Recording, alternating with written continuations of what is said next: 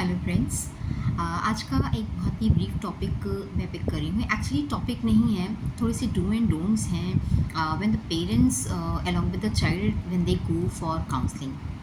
तो दोस्तों, आज मुझे आपको बहुत छोटी छोटी टिप्स बतानी है जो बहुत ज़्यादा हेल्पफुल हैं। और ना पता होने के कारण जब आप किसी थेरेपिस्ट के पास जाते हैं, इनफैक्ट कभी कभी आप सिंपल डॉक्टर फिजिशियन के पास भी जाते हैं, तो उन चीज़ों का ध्यान रखना आपके लिए बहुत कारगर साबित होगा एक लॉन्ग टर्म में। तो जल्दी से स्टार्ट करते हैं फ्रेंड्स। मैं हूँ doctor Rupa and I am talking about, आज का टॉपिक है हमारा, आज का जो मेन वो है कि क्या आपको नहीं करना चाहिए जब आप अपने बच्चे के कंसल्टेशन के लिए जा रहे हैं। Either going to a physician, better होगा कि मैं बात करूँ एक साइकोलॉजिस्ट एंड काउंसलर के रिस्पेक्ट में, तो वो आपको बताती हूँ। सबसे पहले तो इस बात का ध्यान रखिएगा कि जब भी आप अपने बच्चे का कोई कंसर्न बताने जा रहे होते हैं, तो आप एक ओपन माइंडसेट रख कर के जाएं कि वो सिर्फ जो डॉक्टर है वो बच्चे को ही नहीं काउंसल करेंगी या करेंगे। आपको इस चीज़ के लिए ओपन माइंडसेट रखना चाहिए। इनफैक्ट बहुत अच्छा होगा कि आप डॉक्टर से खुद भी आगे से आकर इस बारे में बात करें कि आप हमारे को भी कुछ चीज़ें बताएं जो हम अपने ओर पर हमें लगता है कि बच्चे से बात करके आपको लगा हो कि हमें भी अपने अंदर एक इंट्रोस्पेक्शन की ज़रूरत है। ओपन क्वेश्चन आप अपनी ओर से दोस्तों ज़रूर करें, नंबर 1। नंबर 2, जो भी इशू है, चाहे वो पढ़ाई का हो, चाहे वो खाने पीने का हो, बिहेवियरल हो, स्कूल बिहेवियर हो, कुछ भी है, सोशल हो, आप उसको जब किसी भी काउंसलर से डिस्कस करने के लिए जाते हैं फ्रेंड्स, तो वैसे तो खुद भी आपको साइकोलॉजिस्ट बोलेंगे, काउंसलर बोलेंगे कि सेपरेटली वो आपसे बात करना चाहेंगे, बट अच्छा होगा कि आप सेपरेट फर्स्ट हैंड आप खुद जा कर के बात करें, अपने बच्चे को बताएं और उसको पहले आप जाकर के ब्रीफ कर दें कि वो चीज़ क्या है। जनरली क्या होता है कि आप बच्चे को साथ में लेकर के बैठे रहते हैं, वो बगल में बैठा है और आपने भी शुरू कर दिया अपने काउंसलर को बताना कि ऐसा है, ये ऐसा करता है, ये ऐसे करती है, ये बिहेवियर है, ये शिकायतें आ रही हैं, इसकी तो ये आदत है, ये तो सुधर ही नहीं रहा है।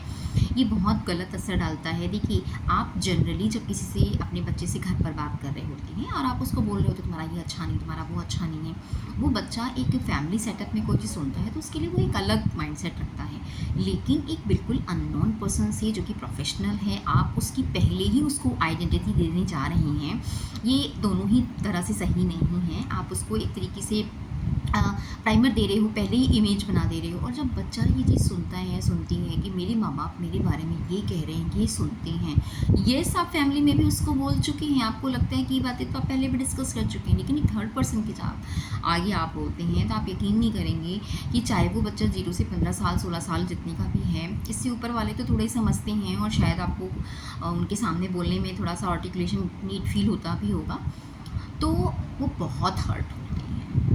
आप समझ लीजिए वो इतना हर्ट होते हैं। मैं तो सुनती ही रहती हूँ दोनों को, इसलिए मैं बहुत क्लियरली आपको बताऊँ, ये उनकी पर्सनैलिटी में एक पिनिंग शेप भी करता है। What does it mean?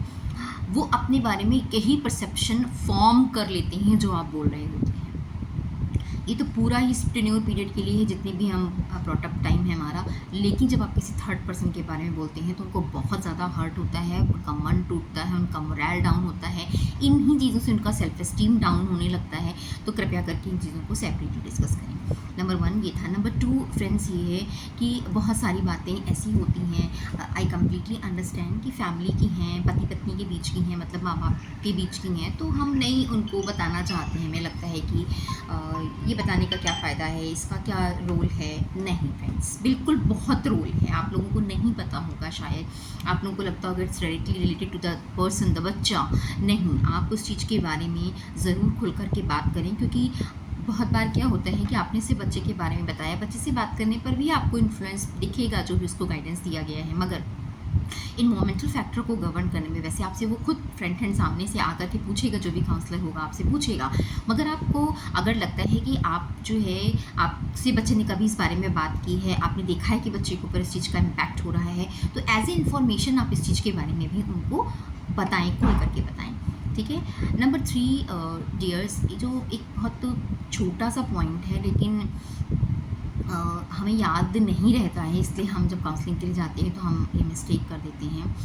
बहुत बार हम ये ऑलरेडी एक्सपेक्टेशन लगा कर गए होते हैं कि हमें हमारा थेरेपिस्ट इन बातों का हल बता देगा, which is good, which is normal, which is natural. मगर इस बात को आप ध्यान रखिएगा, कभी कभी बीइंग ए आप स्पेशलिस्ट नहीं हो इस चीज़ की, इसलिए जब आपको कोई चीज़ बताई जा रही होती है तो आपको ऐसा लगता है कि ये ऑफ द ट्रैक बात हो रही है, या फिर हमें इस चीज़ पे ऑफेंस फील हो रहा है, ये हमसे कैसे ऐसा क्यों बोल रहे हैं, ऐसा क्यों बता रहे हैं, आप सीधे बच्चे के बारे में ही क्यों बात नहीं कर रहे हैं। डियर वन, आप बिल्कुल फ्री हो इस बात के लिए कि आप क्वेश्चंस करो सामने वाले से, आप काउंसलर से पूछो आपने ये क्यों कहा, इसका क्या मतलब है, इससे क्या होगा, वाई आपने इस चीज़ को पुट किया। लेकिन ये बात आप ध्यान रखिएगा कि बच्चे की लाइफ में बहुत सारे डायमेंशंस होते हैं जो रोल प्ले कर रहे होते हैं, और उन डायमेंशंस को कभी कभी अच्छा होगा आप उस थेरेपिस्ट को अच्छा मानिएगा जो आपसे थोड़ा डिटेल बात करे, पूछे। ये बच्चे के बारे में ना हम सिर्फ एक दो टॉपिक पर जाकर के थोड़े से मसले हल करके ना एक्चुअली में कुछ हल नहीं कर पाते हैं। बच्चे को हम टेम्परेरी सोल्यूशन देते हैं तो वो ले भी लेता है, उसके लिए काम भी करता है, लेकिन ये टेम्परेरी सोल्यूशन एग्जैक्टली काम नहीं करेंगे। जब आप है ना किसी के पास गए, कि मैं फिजिशियन के लिए भी आपको बोलूँ, आप गए हुए हो ना, तो आप तुरंत बिल्कुल शॉर्ट टर्म बातें मत ना बताएं, आप थोड़ा सा डिटेल करें और थोड़ा सा पूछें भी उनसे अगर कोई चीज़ आपको समझ में नहीं आ रही है। एक काइंड ऑफ हमारे अंदर डर होता है, काइंड ऑफ हेजिटेशन हमारे अंदर होती है, इसको रिस्पेक्ट के नाम पर हम नहीं यूज़ करते हैं कि नहीं उन्हें बुरा लग जाएगा। नहीं, आप तमीज़ की भाषा में, अच्छी सी भाषा में अपनी जो भी क्वेरीज हैं उनको कृपया करके रखें और उनसे पूछें कि आप इस डायमेंशन में क्यों ले जा रहे हैं, और वो आपको डेफिनेटली एक्सप्लेन करेंगे, उन्हें भी अच्छा लगेगा और बहुत अच्छा होगा कि आपको भी क्लैरिटी मिलेगी कि इस डायरेक्शन में बात क्यों की जा रही है। तो कृपया करके इन 3 बातों का ध्यान रखेंगे। मैं शॉर्ट में फिर से बताती हूँ, बच्चे के सामने आप बच्चे के सारे इशू और वो कड़वी कड़वी बातें, वो सारी जो आप फील कर रहे हैं, जो आप परेशानियाँ महसूस कर रहे हैं, उसके सामने ना कहें। कृपया आप उसको थोड़ा देर वेट कराएं, या बेटर होगा अगर आप अपने बच्चे को बहुत सेंसिटिव पाते हैं तो ये आप उसको उल्टा भी कर सकते हैं। आप बोलें डॉक्टर साहब इनसे थोड़ी देर के लिए पहले बात कर लें, राइट, वो आपको फिर ज़रूर बुलाएंगे वैसे बात करने के लिए, फिर हम आपसे बात करते हैं, ठीक है। या बहुत सेंसिटिव केस है तो आप कभी कभी प्रायर अपॉइंटमेंट सिर्फ अपने लिए भी ले सकते हैं। येस, मैं बहुत सोच करके ये बात कह रही हूँ फ्रेंड्स, कि आप सिर्फ जा करके बच्चे के बारे में पहले बात करें, फिर आप बच्चे को अपने साथ ले जा करके जो है वो डिस्कस करें चीज़ों को। बच्चे का हर्ट हो जाना बहुत कभी कभी सीवियर होता है, बहुत डीपेंड होता है, उसकी पर्सनैलिटी के ऊपर बहुत बुरा असर पड़ता है, तो इस चीज़ को हम रोक सकते हैं चीज़ों के through. Thank you very much, good day.